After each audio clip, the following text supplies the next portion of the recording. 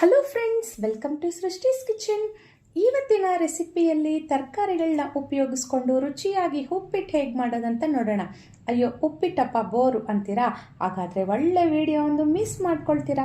ಈ ರೀತಿಯಾಗಿ ಉಪ್ಪಿಟ್ಟನ್ನು ಮಾಡಿಕೊಟ್ರೆ ಮನೆಯಲ್ಲಿ ಉಪ್ಪಿಟ್ಟು ತಿಂದೇ ಇರೋರು ಸಹ ಪದೇ ಪದೇ ಇದನ್ನು ಕೇಳಿಕೊಂಡು ಮಾಡಿಸ್ಕೊಂಡು ತಿಂತಾರೆ, ಯಾವುದೇ ಡೌಟೇ ಇಲ್ಲ. ಹಾಗಿದ್ರೆ ಈ ರುಚಿಯಾದ ಉಪ್ಪಿಟ್ಟು ಹೇಗೆ ರೆಡಿ ಮಾಡೋದಂತ ನೋಡೋಣ ಬನ್ನಿ ಫ್ರೆಂಡ್ಸ್. ಇಲ್ಲಿ ನಾನು ಬನ್ಸಿ ರವೆಯಲ್ಲಿ ಇವತ್ತಿನ ದಿನ ಉಪ್ಪಿಟ್ಟು ಮಾಡಿ ತೋರಿಸ್ತಾ ಇದ್ದೀನಿ. ಮೊದಲಿಗೆ ಇಲ್ಲಿ ನಾನು ಒಂದು ಬಾಣಲಿ ಇಟ್ಟು ಸ್ಟವ್ ಮೇಲೆ 1 ಟೇಬಲ್ ಸ್ಪೂನ್ ಅಷ್ಟು ತುಪ್ಪನ ಸೇರಿಸ್ಕೊಂಡು ತುಪ್ಪ ಚೆನ್ನಾಗಿ ಕರಗದ ಮೇಲೆ ಇದಕ್ಕೆ ಒಂದು 20 ಗೋಡಂಬಿಗಳನ್ನು ಸೇರಿಸ್ಕೊಳ್ತಾ ಇದ್ದೀನಿ. ತುಂಬ ಚೆನ್ನಾಗಿರುತ್ತೆ ಗೋಡಂಬಿ. ಇದಕ್ಕೆ ನಾವು ಹೆಚ್ಚಾಗಿ ಸೇರಿಸ್ಕೊಂಡ್ರೆ ತಿನ್ನೋವಾಗ ನಮ್ಮ ಬಾಯಿಗೆ ಸಿಗ್ತಾ ಇರುತ್ತೆ, ಸಖತ್ ಟೇಸ್ಟಿಯಾಗಿರುತ್ತೆ. ಈಗ ಇದನ್ನೆಲ್ಲ ಚೆನ್ನಾಗಿ ಒಳ್ಳೆ ಕಲರ್ ಬರೋವರೆಗೂ ಚೆನ್ನಾಗಿ ಇದನ್ನು ಫ್ರೈ ಮಾಡ್ಕೊಳ್ಳೋಣ. ಈಗ ನೋಡಿ, ಒಳ್ಳೆ ಕಲರ್ ಬಂದಿದೆ. ಈ ಗೋಡಂಬಿಯನ್ನು ತೆಗೆದು ನಾವು ಒಂದು ಬಟ್ಲಿಗೆ ಸೇರಿಸ್ಕೊಂಡು ಈಗ ಅದೇ ತುಪ್ಪದಲ್ಲಿ ರವೆಯನ್ನು ಸೇರಿಸ್ಕೊಂಡು ಹುರ್ಕೋಬೇಕಾಗತ್ತೆ.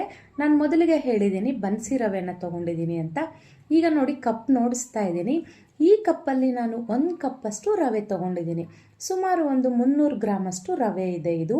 ಈಗ ಇದೆಲ್ಲ ಚೆನ್ನಾಗಿ ಸ್ಟವ್ ಲೋ ಫ್ಲೇಮಲ್ಲಿ ಇಟ್ಕೊಂಡು ರವೆಯನ್ನು ಸೀದಿಸ್ಕೊಳ್ದಿರ ಚೆನ್ನಾಗಿ ಇದನ್ನು ಹುರ್ಕೊಳ್ಳಿ. ನಮಗೆ ಇದು ಚೆನ್ನಾಗಿ ಹುರಿಯೋವಾಗ ಒಳ್ಳೆ ಫ್ಲೇವರ್ ಬರುತ್ತೆ, ಆಗ ನಮಗೆ ಇಲ್ಲಿ ಚೆನ್ನಾಗಿ ಫ್ರೈ ಆಗಿದೆ ಅಂತ. ಈಗ ಅದೇ ಕಪ್ಪಲ್ಲಿ ನಾನು ನೀರಿನ ಅಳತೆ ನೋಡಿಸ್ತಾ ಇದ್ದೀನಿ. 2.25 ಕಪ್ಪಷ್ಟು ನೀರನ್ನು ಸೇರಿಸ್ಕೊಂಡಿದ್ದೀನಿ. ಇದು ಬನ್ಸಿ ರವೆ ಅಲ್ಲ, ಹಾಗಾಗಿ ಒಂದು ಕಡೆ ನೀರು ಕಾಯ್ತಾ ಇರಲಿ, ಅಷ್ಟರಲ್ಲಿ ಒಗ್ಗರಣೆ ತಯಾರಿ ನಡೆಸೋಣ. ಈಗ ಒಂದು ಪ್ಯಾನ್ ತೊಗೊಂಡು 2 ಟೇಬಲ್ ಸ್ಪೂನ್ ಅಷ್ಟು ಎಣ್ಣೆ ಸೇರಿಸ್ಕೊಂಡೆ. ಎಣ್ಣೆ ಬಿಸಿ ಆದಮೇಲೆ ಸ್ವಲ್ಪ ಸಾಸಿವೆನ ಹಾಕ್ಕೊಳ್ತಾ ಇದ್ದೀನಿ. ಹಾಗೆ 1 ಟೀ ಸ್ಪೂನ್ ಅಷ್ಟು ಕಡಲೆಬೇಳೆ, ಹಾಗೆ 1 ಟೀ ಸ್ಪೂನ್ ಅಷ್ಟು ಉದ್ದಿನ ಬೇಳೆಯನ್ನು ಸೇರಿಸ್ಕೊಳ್ತಾ ಇದ್ದೀನಿ. ಈ ಬೇಳೆಗಳನ್ನೆಲ್ಲ ಒಂದು ಸ್ವಲ್ಪ ಚೆನ್ನಾಗಿ ಫ್ರೈ ಮಾಡಿಕೊಂಡು 1 ನಿಮಿಷ. ಈಗ ಇದು ಫ್ರೈ ಆದಮೇಲೆ ಇಲ್ಲಿ ಸಣ್ಣದಾಗಿ ಕಟ್ ಮಾಡಿ ಇಟ್ಕೊಂಡಿರೋವಂಥ 1 ಈರುಳ್ಳಿ, ದೊಡ್ಡ ಸೈಜ್ದು 1 ಈರುಳ್ಳಿನ ತೊಗೊಂಡಿದ್ದೀನಿ. ಈ ರೀತಿ ಶೇಪಲ್ಲಿ ಕಟ್ ಮಾಡಿದ್ದೀನಿ. ಈಗ ಈರುಳ್ಳಿ ಸ್ವಲ್ಪ ಚೆನ್ನಾಗಿ ಫ್ರೈ ಆದಮೇಲೆ ಈಗ ಇದಕ್ಕೆ ಉಳಿದಿರೋವಂಥ ಇಂಗ್ರೀಡಿಯೆಂಟ್ಸ್ನ ಸೇರಿಸ್ಕೊಳ್ಳೋಣ. ನೋಡಿ, ಇಲ್ಲಿ ಹಸಿಮೆಣಸಿನ್ಕಾಯಿ ನಾನಿಲ್ಲಿ ಸುಮಾರು ಒಂದು 7ರಿಂದ 8 ತೊಗೊಂಡಿದ್ದೀನಿ. ಹಾಗೆಯೇ 1 ಇಂಚಷ್ಟು ಹಸಿ ಶುಂಠಿನ ಸಣ್ಣದಾಗಿ ಹಚ್ಚಿಟ್ಕೊಂಡಿದ್ದೀನಿ, ಅದನ್ನು ಇದಕ್ಕೆ ಸೇರಿಸ್ಕೊಳ್ತಾ ಇದ್ದೀನಿ. ಖಾರ ಮಾತ್ರ ನೀವು ನೋಡ್ಕೊಂಡು ಹಾಕ್ಕೊಳ್ಳಿ. ನಾನಂತೂ ಸ್ವಲ್ಪ ಖಾರ ಹೆಚ್ಚಿಗೆ ತಿಂತೀನಿ, ಹಾಗಾಗಿ 7ರಿಂದ 8 ಹಸಿಮೆಣಸಿನ್ಕಾಯಿ ಸೇರಿಸ್ಕೊಂಡಿದ್ದೀನಿ. ಈಗ ಶುಂಠಿ ಹಸಿಮೆಣಸಿನ್ಕಾಯಿ ಎಲ್ಲ ಸ್ವಲ್ಪ ಫ್ರೈ ಆದಮೇಲೆ 1 ಟೊಮೆಟೊನ ಸಣ್ಣದಾಗಿ ಹಚ್ಚಿಟ್ಕೊಂಡಿದ್ದೆ, ಟೊಮೆಟೊನ ಸೇರಿಸಿ ಹಾಗೆ ಸ್ವಲ್ಪ ಕರಿಬೇವು ಸೊಪ್ಪನ್ನು ಸಹ ಇದಕ್ಕೆ ಸೇರಿಸಿ ಫ್ರೈ ಮಾಡ್ಕೊಳ್ತಾ ಇದ್ದೀನಿ. ಈಗ ಟೊಮೆಟೊ ಎಲ್ಲ ಸ್ವಲ್ಪ ನಮಗೆ ಸಾಫ್ಟ್ ಆಗೋವರೆಗೂ ಇದನ್ನು ಫ್ರೈ ಮಾಡಿಕೊಂಡು ಈಗ ಇದಕ್ಕೆ ನಾವು ಒಂದೊಂದೇ ತರಕಾರಿಗಳನ್ನು ಸೇರಿಸ್ಕೊಳ್ಳೋಣ. ಅದಕ್ಕೂ ಮೊದಲು ರುಚಿಗೆ ತಕ್ಕಷ್ಟು ಉಪ್ಪನ್ನು ಸಹ ಸೇರಿಸ್ಕೊಂಡು ಎಲ್ಲ ಒಂದ್ಸರಿ ಚೆನ್ನಾಗಿ ಇದನ್ನು ಈ ರೀತಿಯಾಗಿ ಮಿಕ್ಸ್ ಮಾಡ್ಕೊಳ್ಳೋಣ. ತರಕಾರಿಗಳನ್ನು ಸೇರಿಸಿ ಉಪ್ಪಿಟ್ಟು ಮಾಡೋದ್ರಿಂದ ಈ ತರಕಾರಿ ತಿಂದೇ ಇರೋ ಮಕ್ಕಳಿಗೆಲ್ಲ ಇದು ತುಂಬ ಹೆಲ್ಪ್ಫುಲ್ ಆಗುತ್ತೆ. ನೋಡಿ ಫ್ರೆಂಡ್ಸ್, ಇಲ್ಲಿ ನಾನು 1 ಕಪ್ಪಷ್ಟು ಕ್ಯಾರೆಟು, 1 ಕಪ್ಪಷ್ಟು ಬೀನ್ಸು, 1 ಕಪ್ಪಷ್ಟು ಕ್ಯಾಪ್ಸಿಕಮ್ಮು ಸಣ್ಣದಾಗಿ ಹಚ್ಚಿಟ್ಕೊಂಡಿರೋ ಇದಕ್ಕೆ ಸೇರಿಸ್ಕೊಂಡು ಎಲ್ಲ ಚೆನ್ನಾಗಿ ಈ ರೀತಿಯಾಗಿ ಮಿಕ್ಸ್ ಮಾಡ್ಕೊಳ್ತಾ ಇದ್ದೀನಿ. ಈಗ ತರಕಾರಿಗಳೆಲ್ಲ ಒಂದು ಸ್ವಲ್ಪ ಸಾಫ್ಟ್ ಆಗಲಿ, ಅಂದರೆ ಸ್ವಲ್ಪ ಚೆನ್ನಾಗಿ ಬೇಯಲಿ. ಈಗ ಇದನ್ನು ನಾವು ಲಿಡ್ ಕ್ಲೋಸ್ ಮಾಡಿ ಇಟ್ಬಿಡೋಣ ಒಂದು ಸ್ವಲ್ಪ ಹೊತ್ತು. 2 ನಿಮಿಷ ಇದನ್ನು ಲೋ ಫ್ಲೇಮಲ್ಲಿ ಇಟ್ಕೊಂಡು ಇದನ್ನು ಬೇಯಿಸ್ಕೊಳ್ಳಿ. ಈಗ ನೋಡಿ, ಎಣ್ಣೆ ಎಲ್ಲ ಸೈಡಿಗೆ ಬಿಟ್ಟಿದೆ, ತರಕಾರಿನೂ ಸ್ವಲ್ಪ ಸಾಫ್ಟ್ ಆಗಿದೆ. ಈಗ ನಾವು ಒಂದು ಕಡೆ ಕಾಯಲಿಕ್ಕೆ ನೀರು ಇಟ್ಟಿದ್ದೀವಲ್ಲ, ಅಲ್ಲಿ ನೀರು ಸಹ ಕುದೀತಾ ಇದೆ. ಇಲ್ಲಿ ನಮಗೆ ಒಗ್ಗರಣೆನೂ ಆಯಿತು. ಈಗ ಕುದೀತಾ ಇರೋವಂಥ ನೀರನ್ನು ಈ ಪ್ಯಾನ್ಗೆ ಸೇರಿಸ್ಕೊಳ್ಳಿ.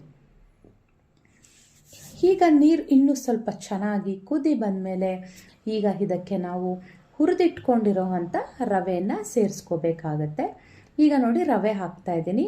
ಈ ಬನ್ಸಿ ರವೆ ಅನ್ನೋದು ನೋಡಿ ಫ್ರೆಂಡ್ಸ್, ಈಗ ನಾನು ಒಂದೇ ಸರಿ ರವೆಯನ್ನು ಸೇರಿಸ್ಕೊಂಡೆ, ಯಾವುದೇ ಗಂಟಾಗಲ್ಲ. ಅದು ನಾವು ಬಾಂಬೆ ರವೆಯನ್ನು ತೊಗೊಂಡ್ರೆ ಒಂದು ಕೈಯಲ್ಲಿ ರವೆ ಹಾಕ್ಕೊಂಡು ಇನ್ನೊಂದು ಕೈಯಲ್ಲಿ ಕಲಿಸ್ತಾ ಇರಬೇಕು. ಈ ರೀತಿ ಬಿಟ್ಬಿಟ್ರೆ ಗಂಟಾಗುತ್ತೆ. ಈಗ ರವೆ ಹಾಕಿದ ನಂತರ ಎಲ್ಲ ಒಮ್ಮೆ ನೀಟಾಗಿ ಮಿಕ್ಸ್ ಮಾಡಿಕೊಂಡು ನಾವು ಫಸ್ಟೇ ತುಪ್ಪದಲ್ಲಿ ಫ್ರೈ ಮಾಡಿಟ್ಕೊಂಡಿರೋ ಅಂಥ ಗೋಡಂಬಿನ ಈ ಒಂದು ಹಂತದಲ್ಲಿ ಇದಕ್ಕೆ ಸೇರಿಸ್ಕೊಂಡು ಒಂದು ಸರಿ ಎಲ್ಲ ಚೆನ್ನಾಗಿ ಮಿಕ್ಸ್ ಮಾಡ್ಕೊಳ್ಳೋಣ. ಈಗ ಸ್ಟವ್ ಲೋ ಫ್ಲೇಮಲ್ಲಿಟ್ಟು ಇದನ್ನು ನಾವು ಲಿಡ್ ಕ್ಲೋಸ್ ಮಾಡಿ ಒಂದು 4ರಿಂದ 5 ನಿಮಿಷ ಇದನ್ನು ಲೋ ಫ್ಲೇಮಲ್ಲಿ ಇದನ್ನು ನಾವು ಕುಕ್ ಮಾಡ್ಕೊಳ್ಳೋಣ.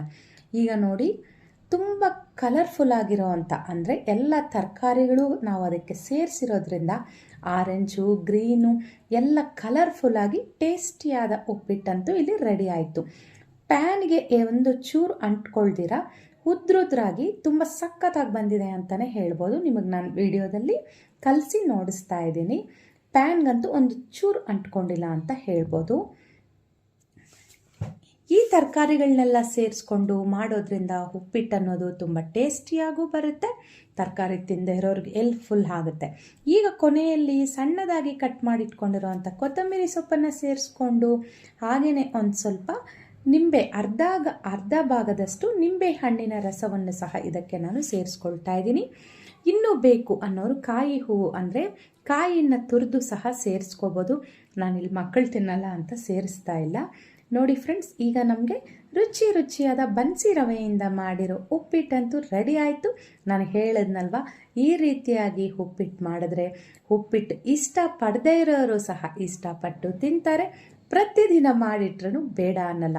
ಒಂದ್ಸರಿ ಟ್ರೈ ಮಾಡಿ ನೋಡಿ, ಹೇಗೆ ಬಂತು ಅಂತಲೂ ತಿಳಿಸ್ಕೊಡಿ.